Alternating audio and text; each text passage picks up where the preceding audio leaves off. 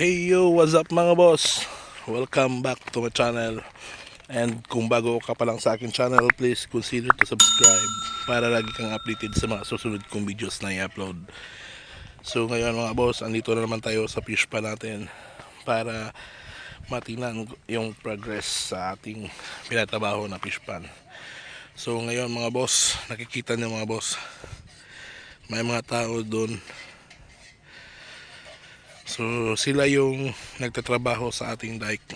So makikita niyo mga boss, malapit na pong matapos ang dike na pinapatrabaho po natin. So yun, I think mga nasa mga 20 meters na lang siguro or mga 30 meters ang dike na tatrabahuin po natin dyan. So after matapos ang line na yon, so dito naman po sa area na to, yan, ito yung isusunod nila na tatrabahuin na dike. So after na matapos to mga boss sa paggawa ng dike, proceed na po tayo sa pan preparation mga boss. Yan.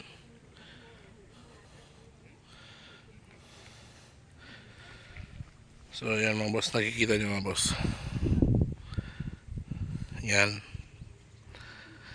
kumukuha sila ng lupa mga boss para tapal sa dike.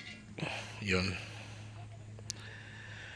So yun, nakikita nyo yung isang tao na yon, siya yung tagapagkuha ng lupa. So siya yung gumagamit ng yung sa telegram ng budlong. Yan, yan nakikita nyo yun, nagpapasa-pasa sila sa lupa. Yan. So yung nasa dulo, siya naman yung magpa-file sa lupa. Ilalagay na doon. Ayan. So ang proseso po nito mga boss, so hindi po to arawan. So bali yung sistema po dito mga boss, bali by contract po mga boss. So by meters po yung presyo ng pagtrabaho po ng dike. So wala pong arawan dito dahil sa ating nalaman, di ba, may malaki yung tubig, saka bumaba yung tubig, so hindi po natin mapifix. Kaya ang sistema po dito ay by meters po. So sila na po yung bahala kung anong oras sila magsa-start sa pagtrabaho at kung ano yung oras sila na mag sa stop. So itong fish pa na to, I think nasa mga 1 month na siguro tong tinatrabaho ngayon. Ayan.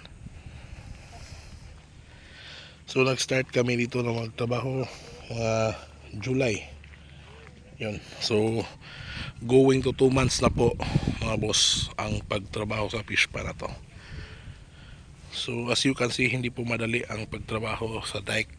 Kaya medyo mahal po yung ating by meters dito sa pagtrabaho. So hindi po biro ang magtrabaho ng dike mga boss. Ayan, so nakikita nyo, napakabigat po ng lupa. Yun. Ayan. So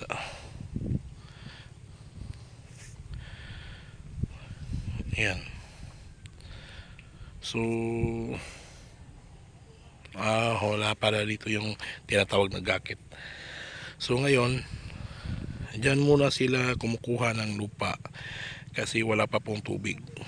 So pag medyo malaki na yung tubig at saka lulutang na yung ginawa namin na kawayan na tinatawag dito sa amin ay gaket, so doon nila gagamitin. So wala dito yung gaket, nandun siguro sa labas ng area. So yun po yung sasakyan nila na sasakyan ng mga lupa. So like nito mga boss, ganyan no. Yung mga kawayan yan, pinag takpi-takpi po yan. Yan po yung pinapalutang nila. Kinakargahan po ng lupa.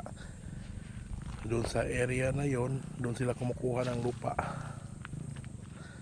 So medyo malayo. Sa kadadalhin po dyan sa mga dike. Pero as of this moment mga boss, na wala pa pong mga tubig, hindi pa kayang lumutang ang gakit, so dyan muna sila sa area kumukuha ng lupa. So yan yung tinatapal na sa ibabaw. So dyan lang muna sila, kasi dumidiskarte din po sila sa pagkuha ng lupa, kung saan sila makakapagkuha ng lupa, kasi para makapag sila may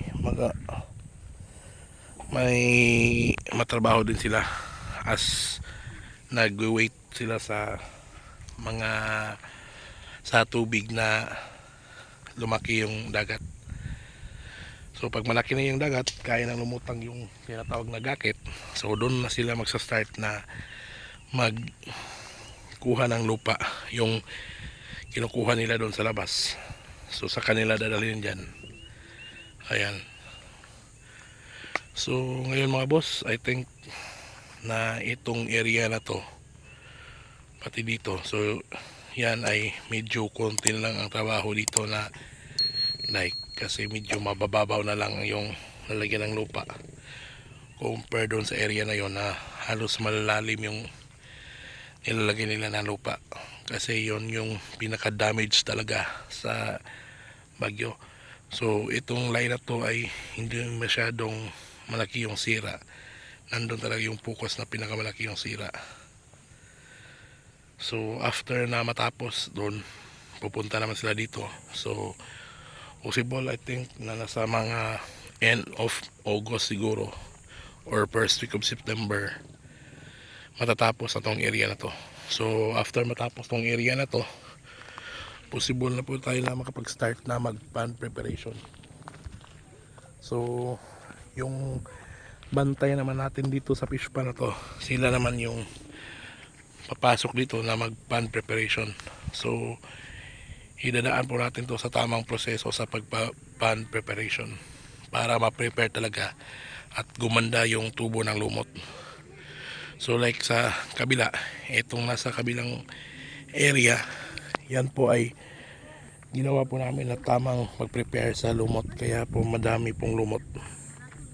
So yan, ang gusto ko dyan ay pag matapos na to, bala kong ipa-rake yung lupa para ma-expose naman yung mga not good na lupa nung nakaraan, at para naman makasingaw yung sulfate nya, and then bunuhan natin to ng tama para makapag-produce tayo ng makakapal na lumot at magandang lumot. So yun lang siguro mga boss as of today para sa ating update sa ating fish pond. So ipapakita ko ulit yung video na kung matatapos na po siguro dito. So by the way mga boss, so kung hindi pa kayo nakapag-subscribe sa akin channel, please consider to subscribe my channel para lagi kang updated sa mga susunod kong videos, and pag-hit na din ang bell button para ma-notify kita kung may mga bago akong i-upload na videos. And yun lang mga boss, thank you so much sa panonood ng aking mga videos, and bye bye po sa inyo lahat. Thank you.